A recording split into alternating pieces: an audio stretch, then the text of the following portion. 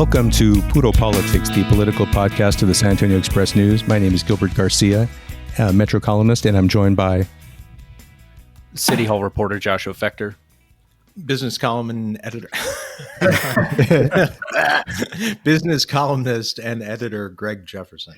Too much coffee for Greg. Identity crisis here. Choking on my coffee, actually. Reporter Brian Chasnoff is here as well.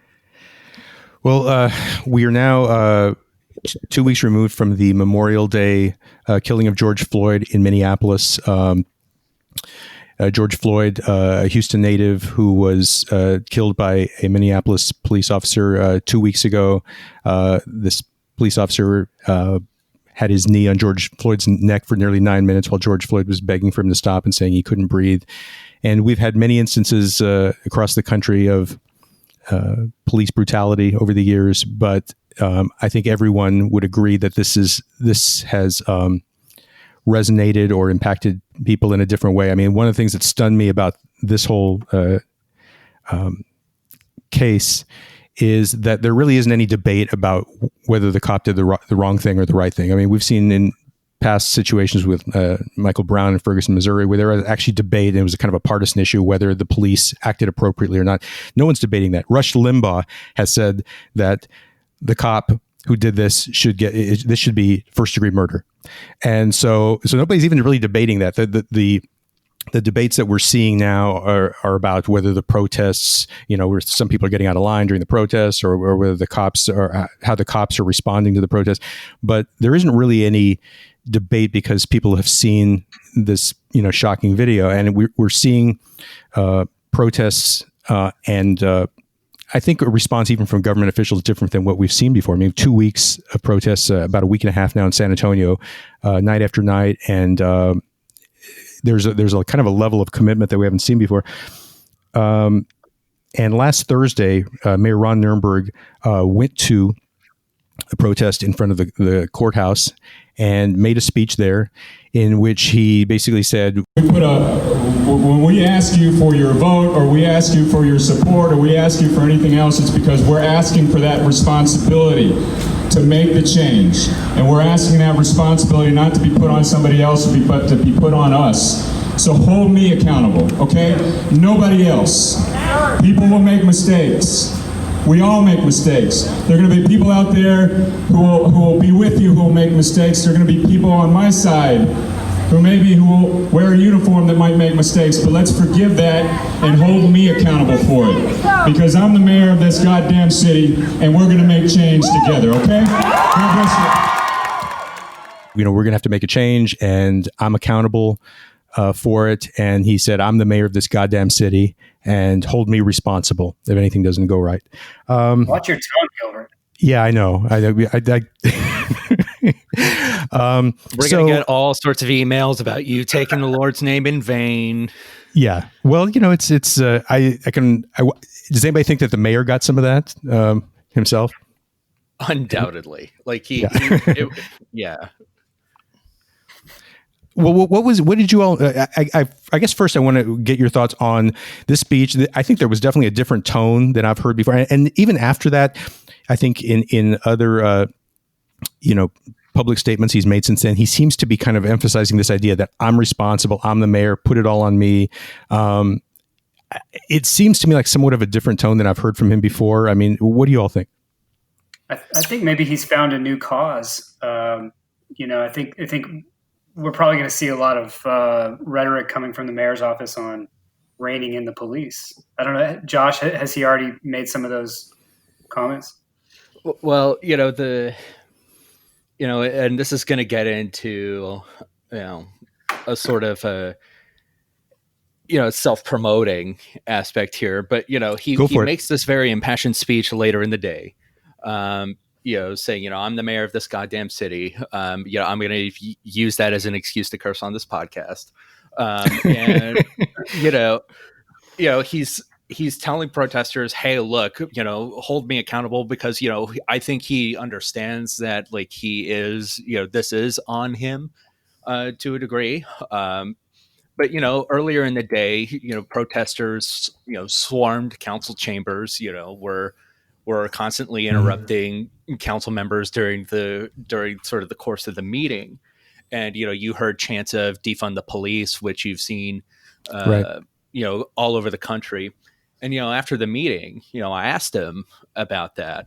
And, it seemed to resonate with him to a degree. In the past, he's, when the police union got its, current contract back in 2016, he voted against it, mostly citing the fact that it was too costly. Yeah. And, I asked him about that after the meeting on Thursday. And, he basically said, yeah, like maybe we need to take a look at that. His exact quote was, "We've got to ensure that our calculus for creating a healthy and safe community are more than just what we spend on public safety."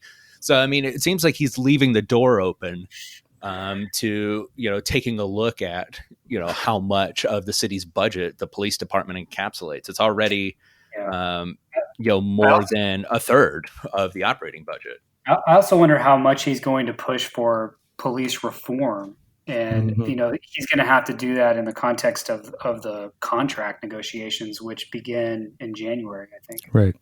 And, we did learn last week that Mike Helly, who has been the president of the San Antonio Police Officers Association for the past 12 years, is stepping down. They're going to elect a new president at the end of this year, and he's stepping down early next year. A lot of people are probably assuming that this decision is connected to all the controversy over police misconduct that we've seen recently. But he actually had been talking about this for several months, and it was in the works. But it does sort of change the calculus, because whoever the next president of the police union is going to face, I think, a more intense criticism and scrutiny over issues of police misconduct and how the process works. Because, really in the past, I think so much of the focus, as you mentioned, Josh, with the mayor, I mean, his focus was mainly on fiscal issues. Ray Saldana emphasized the issues of police misconduct and that process. But a lot of the attention before was just about the budgetary aspects, and now people are looking. And Campaign Zero, which is this police reform advocacy group, has they've looked at the biggest cities in the country, and they have 6 categories looking at police union contracts.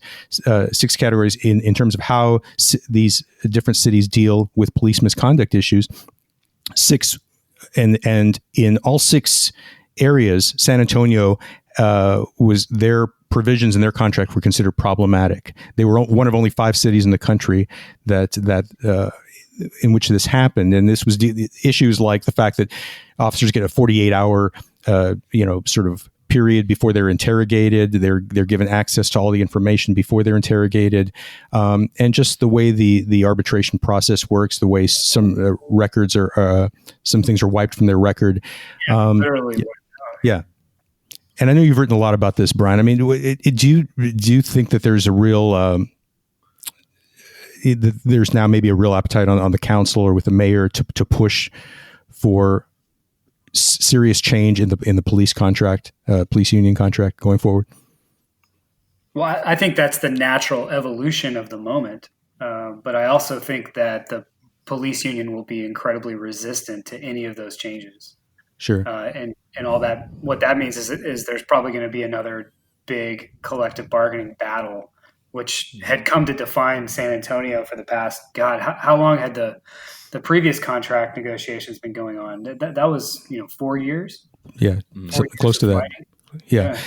Well, and the thing too is that we're now hearing, one of the chants and one of the, the big, statements that we're hearing from the protests around the country is this idea of defunding the police, which I heard from a prominent Democrat, former elected official over the weekend, who's really, I think he understands the sentiment and doesn't necessarily oppose the sentiment, but he's very nervous about that messaging because he thinks that people are going to think this means that the protesters are talking about just having no law enforcement at all. It can certainly be interpreted that way. Yeah, that's right. And Greg, I want to get your thoughts on this because this is, the Minneapolis City Council apparently is prepared to dismantle their police department and replace it with, some sort of policing, but it would take a different form. Los Angeles is coming out in favor of major cuts, $150 million in cuts. So at the very least, it seems like what we're looking at is a willingness on the part of city leaders to question whether we need to be spending all the money that we've been spending. Yeah, I mean, should public safety take up what is it, like 66% of our general fund? I mean, I'd point out though that the problems with the police force in Minneapolis and Los Angeles, I mean, those are deep and endemic, and the killing of George Floyd happened 2 weeks ago, but I mean, you've got story after story coming out of both Minneapolis and Los Angeles. So, I mean, you can understand the frustration of the Minneapolis City Council just wanting to just tear down the edifice and just rebuild it. Right. I mean, you're not going to see that kind of. I just don't think you're going to see that kind of movement in San Antonio. No. And the reality is you do have police contract negotiations coming up. We don't know who's going to be leading the police union, but we know that the political environment is such that it's not going to be an accommodator. Like the person Mike Kelly replaced, Teddy Stewart, he was very friendly with Cheryl Scully, who was the city manager at the time. And I think Helly's election was in part a reaction to that. I mean, they wanted to put some distance between the union and the union's interest and the city manager's interest. And Mike Kelly blazed a really confrontational path. You're likely to see a continuation of that. I mean, is it going to be is his replacement maybe going to be a little more sophisticated about their confrontations? I mean, we're going to see a bunch of billboards attacking Eric Walsh. I don't know. I mean, it's hard to say, but I mean, we are in for we're probably in for a rough bargaining round of bargaining sessions. But yeah, I mean, I can't see any kind of movement to defund the police. Seriously taking hold here to the degree it might in Minneapolis. I mean, maybe it's adjusting the budget around the margins, but I just don't think it's not going to play out for real here. Yeah. And something else I've been thinking about is the city's also facing a massive shortfall because there's this thing called the coronavirus pandemic still going on. And how much of the we're going to start to see them sort of craft that budget, their next year's budget over the summer, and to the extent that they may make cuts to police, like how much of that is covered by the fact that there's a pandemic, how much of it is would be more than what they were otherwise going to do. Well, yeah, and former Mayor Julian Castro spoke with our editorial board last Friday, and a lot of the discussion was about police issues. And he didn't come out in favor of necessarily dismantling police departments, but he did say that that at a time when we've got budgetary shortfalls in most cities, that it makes sense to at least start to question these police budgets, because this was an interesting comparison. He said that it's tended to be similar to what we've seen at the federal level with the defense budget, which is that it only goes in one direction. We've always got to add to it, and the assumption is always that we need to put more into that. And I think that does happen in a lot of cities with the police budget. So I think we're going to see at the very least some questioning in this city and some other cities about whether the police departments need all the weaponry that they have, and some philosophical issues about some of the stops that police departments that they routinely make. Are they unnecessarily creating dangerous situations over relatively small issues, and is this what the role that we want them to have going forward? And I mean, I think we have a chief in San Antonio, William McManus, who I think has been more receptive to those kinds of questions than maybe a lot of other police chiefs. So I think that it'll be kind of interesting to see how that plays out.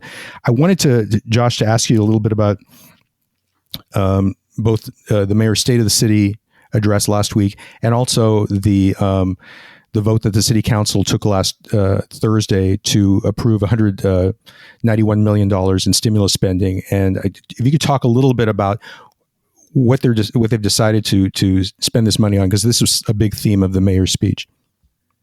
So, last week, or maybe we should start even further back than that. For months, sure.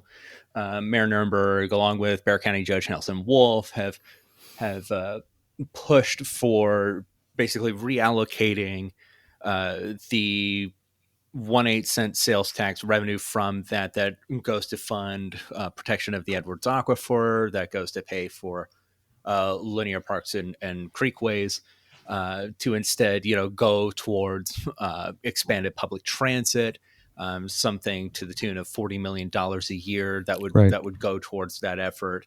And the initial plan before there was a pandemic was to basically put that before the voters in November. And, last week the mayor came out and said, he was going to basically abandon that push, that he wasn't going to put that on the ballot. Instead, he's going to put together, basically a group of community leaders, as he put it, to basically figure out, what the city's needs are in terms of coronavirus relief. It basically saying that whatever comes out of that may be what goes on, some kind of ballot, whether it's in November or it's in May, although it seems unlikely that it'll be in November. And at the same time, on the coronavirus relief front, City Council on Thursday passed this $191 million stimulus package, basically to fund expanded workforce development programs for people who lost their jobs during the pandemic, basically aimed at bridging the city's digital divide. More money towards housing assistance programs. So you're kind of starting to see this sort of shift now that we're out of sort of the initial phase of the pandemic towards sort of economic recovery efforts seems to be more of the focus. And it's tight. And the mayor was on 60 Minutes over the weekend. 60 Minutes did a report on how San Antonio is sort of responding to COVID-19 and how we're sort of opening up our economy again. And I think the mayor talked about how COVID-19 has sort of exposed the inequities that we've had in the city for a long time. He talked about the number of people who needed food from the food bank, and so it feels like he's saying we're in a crisis, but we're going to respond by trying to maybe remake the city or try to deal with some of the inequality that's been there for a long time, and that this pandemic just exposed. Is that right? And so sort of the the way to sort of look at that is, kind of where they put the money. I mean, this, in terms of the stimulus, it was pretty much half and half.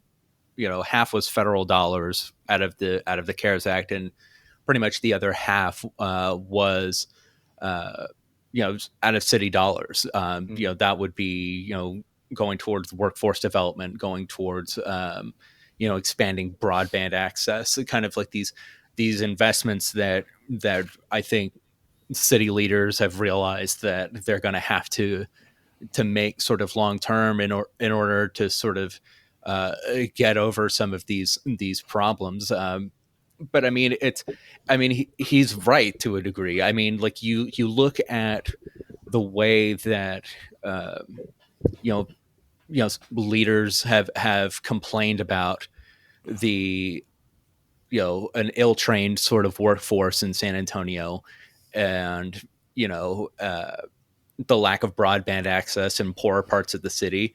This is something that people have complained about for years. Right. And, this was kind of just priced in that for decades, that, all right, 20% of the city just lives in poverty. Like that was just, that's right. Just something that we've all kind of collectively decided to live with.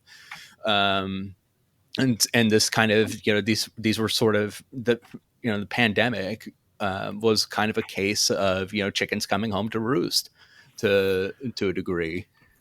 I'm curious how this is going. Oh, go ahead, Greg. Oh yeah, no. I was just going to say, I mean, the virus, it's almost like it was like, genetically engineered to attack like the most vulnerable part of the economy in San Antonio. I mean, it took out, it wiped out the hospitality industry, which makes up, like 13% of the area's workforce. Those are also some of the worst paying jobs. And, I think Josh is right. Like we've lived for like decades with this being part of just kind of our economic foundation. This is, that's how it is. We're among other things, a tourism city, in addition to, we also do healthcare and we do the military, but, the bedrock is tourism. It's just what we've got. And, I think what you're seeing now is, city and county leaders like Wolf, like Nuremberg, essentially not wanting to let this crisis go to waste. I mean, it is an opportunity to, address, low skill workforce, what we have here in a really substantial way. I mean, every year the city and county devote, several $1 million of their budget to workforce development. But I mean, that's peanuts. And you've never really gotten much for it. I mean, it's not done much to lower the city's poverty rate. Yeah. I think one of the things that's interesting is how VIA is responding to the news that that they're not going to get that extra $40 million in public transit. And you heard Hope Andrade, the VIA board chair, saying that she was still hopeful that this would happen, that this 1/8 sales tax vote would happen.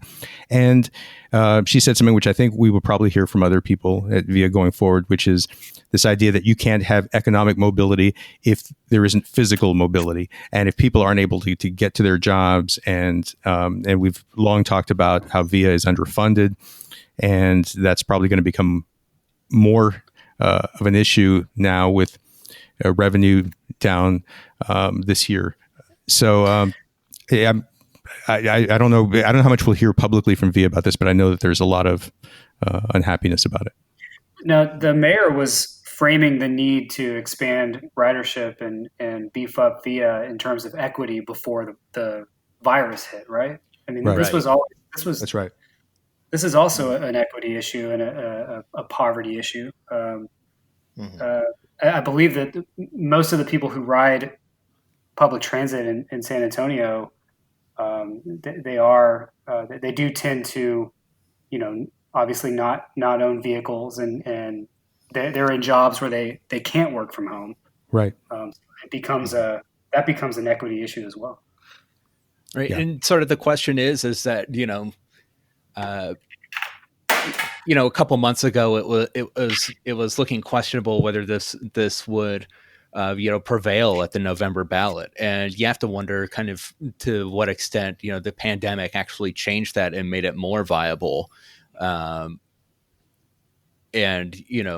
he's also talking about in his address last week that they were still going to pursue some other funding options for VIA. It's unclear what that means. But I wonder if transit will play a part at all in what actually gets decided by this group of community leaders. Before we get to the last topic, I want to bring up one subject, or ask you all a question, because I had a listener raise this question with me over the weekend and say that the listener was hopeful that we would discuss it and share our thoughts with it. And the idea was, what would be happening in the city right now with regard to the police issues, with regard to COVID-19, our economic struggles, if Greg Broghouse had been elected mayor versus Ron Nuremberg. And I've thought about it a little bit. I don't know that I have any great answers on that, but I was curious what you all thought.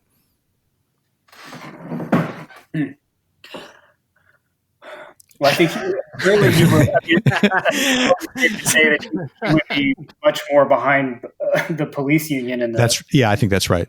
Yeah. Because I think you could pretty much parachute Dan Patrick into the mayor's office, and it would be the same thing. I mean, I think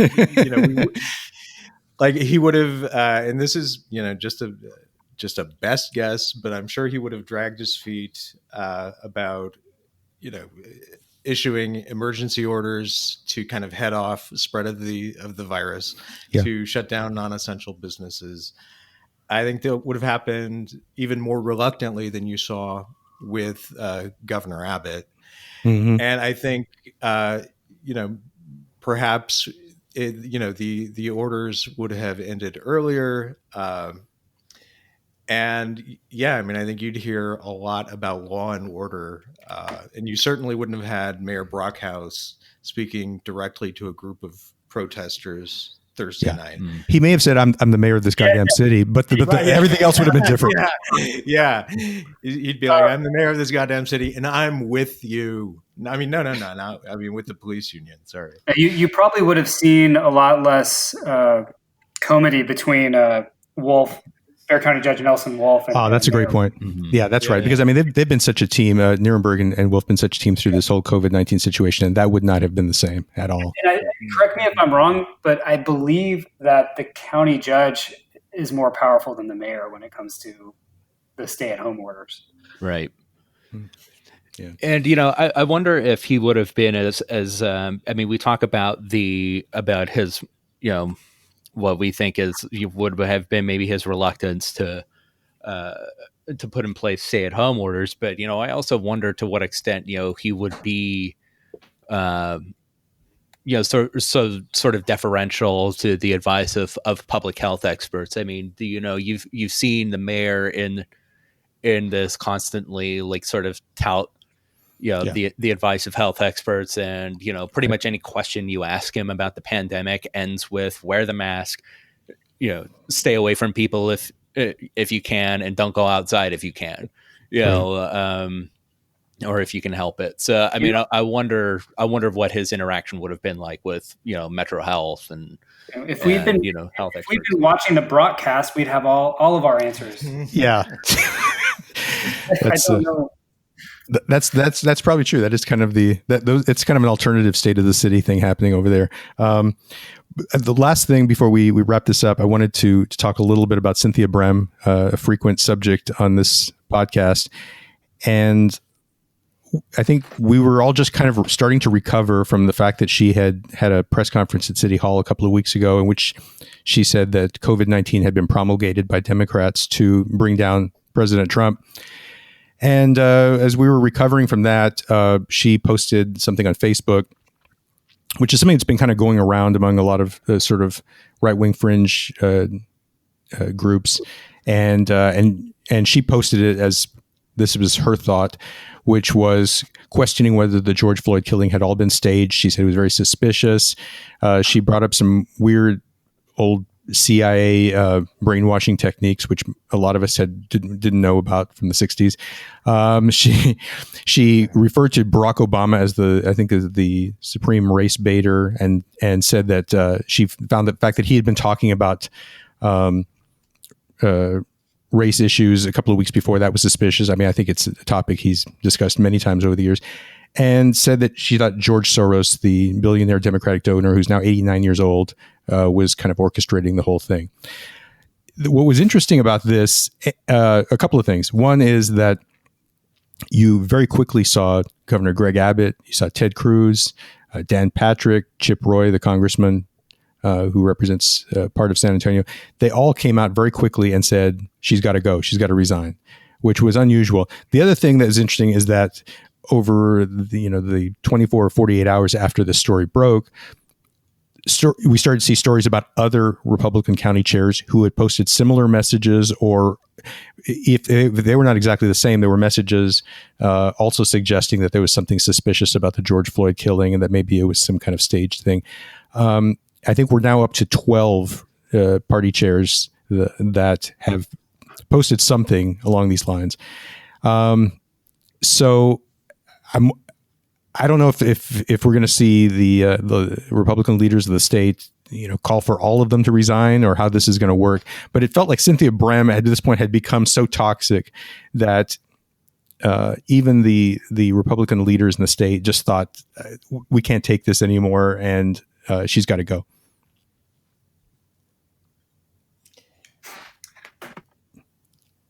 Oh, come on. It's nobody going to job. I figured somebody was even more anxious to talk about this than I was. And that you'd go for it, Greg. Yeah, no. We're all waiting for you, Greg.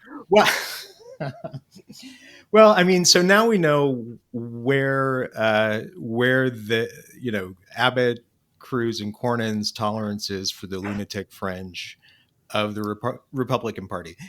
Apparently it wasn't like 2 weeks ago when she was, standing in front of the mics at City Hall, portraying the coronavirus, the pandemic as, basically essentially the work of the Democratic Party, trying to, tarnish the good works of President Trump. I mean, the truth is, like, Republican Party's leaders have been tolerant of this fringe for a long time. And it's because, these conspiracy theories have a lot of saliency in the grassroots right now. Yeah. And they're not going to cross that. It's just that for whatever reason, in this case, she had gone too far. And as, the Texas Tribune found, about, as many as a dozen other county Republican chairs had posted similar things. So why is it that, she's being called on to resign and the others aren't? I mean, it could be Cynthia Bream. I mean, she's had a very public and very troubled history since being elected party chair. In a way, she's almost like easy pickings. Maybe the other county chair. I mean, she's got a lot of baggage that she brings with her. Maybe the other county chairs don't have as much baggage, but they're still circulating these really poisonous conspiracy theories that, a lot of people at the, conservative grassroots believe. I mean, that's right. The way it is. And, that's why they're not being, there's no grassroots uprising to force her to resign. It's all coming from the top. I think a couple of things happened here. I think one is that the George Floyd killing is one that was so shocking, and I think there's such a strong consensus around the country that this was awful. That Republican Party leaders, they don't want.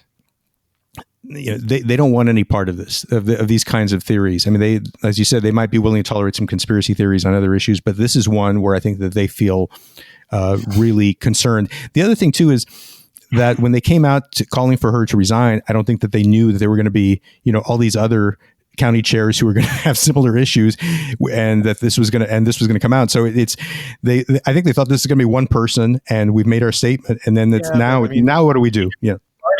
I mean, was that it? Was really? I mean, did they? I don't know. Were they really surprised that there were other county chairs who were circulating similar